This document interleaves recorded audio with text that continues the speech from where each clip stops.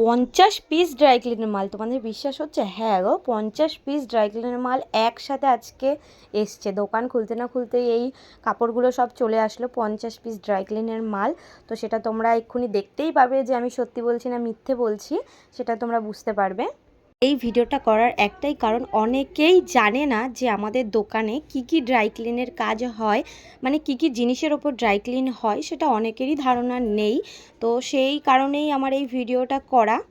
এই ভিডিওটা লাস্ট পর্যন্ত তোমরা যদি দেখো তাহলেই বুঝতে পারবে যে কী কী জিনিস ড্রাই ক্লিন হয়। সেটা তোমরাও হয়তো তোমাদের ধারণার বাইরে যে এই জিনিসও ড্রাই ক্লিন হয়।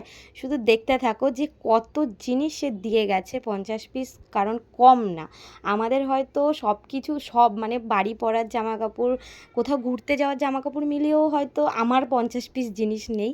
তো সে একেবারে 50 পিস দিয়ে গেছে। সে বলে না, এরকম অনেক কাপড় জামাই আমাদের আসে, অনেক কাস্টমারের একসাথে 50 পিস 70 পিসও আসে। তো সেটাও তোমাদের সাথে শেয়ার করব কোনো এক টাইমে, কোনো এক সময়ে। তো যাই হোক, এখন সেই ড্রাই ক্লিনের কাপড়গুলো আমি বিল করে নেবো। বিল করা ছিল না, তো আমি আমার হাজব্যান্ডের কাছ থেকে শুনে শুনে বিল করে নিচ্ছিলাম, কোনটার কি প্রাইস লিখবো না লিখবো সব ক্যালকুলেটারে ক্যালকুলেট করে তারপরে ওগুলোর আমি প্রাইস লিখলাম। তো 50 পিস মালের কত কি বিল হতে পারে তোমাদের কোনো আইডিয়া আছে? দেখি তোমরা কি গেস করো। গেস করে আমাকে নিশ্চয়ই কমেন্টে কিন্তু জানাবে, হ্যাঁ, কত টাকা বিল হতে পারে বা কত টাকা বিল হয়েছে। বিল করতে করতে আরও একজন কাস্টমার চলে আসলো, জিজ্ঞাসা করলো কী কী ড্রাই ক্লিন হয়, কত কি প্রাইস। তো আমি বললাম হ্যাঁ এই প্রাইস আছে। তো উনি আমাকে সব কিছু দিয়ে গেল। প্রায় 13 পিস জিনিস ছিল, তার মোজা ছিল, তার জামা কাপড় শার্ট অনেক কিছু ছিল। তো সেগুলো আমি বিল করে তাকে দিয়ে দিলাম। তো দেখো কাস্টমারের নামটা এতটাই সুন্দর, সেটা আমি তোমাদেরকে পরে জানাচ্ছি কি নাম আছে। আর কাস্টমারকেও আমি এক্ষুনি দেখাবো তোমাদের সামনেই যে এত সুন্দর ওনাকে দেখতে। তো আমি তো ক্র্যাশ খেয়ে গেলাম। যাই হোক, কাউকে বললো না কথাটা। আমি দেখে দেখে সব কী কী ছিল না ছিল সেগুলো দেখে আমি বিল করে দিলাম।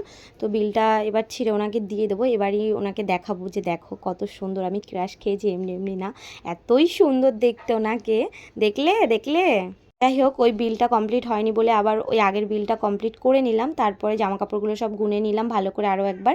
এবার ট্যাগ করব। ট্যাগটা কী জিনিস দেখো, দেখাবো তোমাদেরকে। এই দেখো ট্যাগ লিখছি আমি। ট্যাগ লেখা হয়ে গেলে সেগুলো আমি আবার ওই গান দিয়ে ট্যাগ মেরে নেব। দেখো ট্যাগগুলো কীরকম কি হয়, বুঝতেই পারলে তোমরা। ট্যাগগুলো মারতে মারতে তোমাদেরকে আরও একটা কথা আমার বলার আছে, যেটা হচ্ছে অনেকেই আমাকে জিজ্ঞেস করছে তোমার দোকান কোথায়, তো কোন জিনিসটার কি প্রাইস আছে না আছে। আগের দিন ব্লেজারের ভিডিওতে অনেকেই আমাকে এসএমএস করছে কত কি প্রাইস আছে। তো সেইগুলো দেখো জানতে চাইলে ওইভাবে তো মেসেঞ্জারে এসএমএস করলে হবে না, সবাইকে পসিবল না ওইভাবে এসএমএসের রিপ্লাই করা। তো তোমরা যদি কমেন্ট করো, আমি কমেন্ট করলে আমি একটা ভিডিও তোমাদের জন্য বানিয়ে নেব। তো কোনটার কি প্রাইস আছে না আছে, তো সেই বুঝে তোমরাও বুঝে যাবে। আর সবার আলাদা আলাদাভাবে আমাকে এসএমএস করতে হবে না। তো তোমরা যদি জানতে চাও তাহলে আমাকে কমেন্ট করো, বেশি বেশি করে কমেন্ট করো। আমার 1K কমেন্ট যদি হয়ে যায় তখন আমি তোমাদের জন্য এই ভিডিওটা করে দেবো, ঠিক আছে? ও যেটা বলছিলাম, যে কাস্টমারটা এক্ষুনি কাপড় জামা দিয়ে গেল, তো সেই কাস্টমার নামটা এতটাই সুন্দর, তো সেটা তোমাদেরকে দেখাবো। দেখো তার একটু আর্জেন্ট ছিল জিনিসগুলো। এই দেখো, ডক্টর কৌস্তভ সরকার MBBS। তো উনি ডক্টর ছিলেন। তো উনি দিয়ে যাওয়ার পরে এগুলো সব ট্যাগ মারা হয়ে গেল। তারপরে ছিল ড্রাই ক্লিনে কিছু শাড়ি রেডি করে নিলাম। তো টাটা, বাই বাই।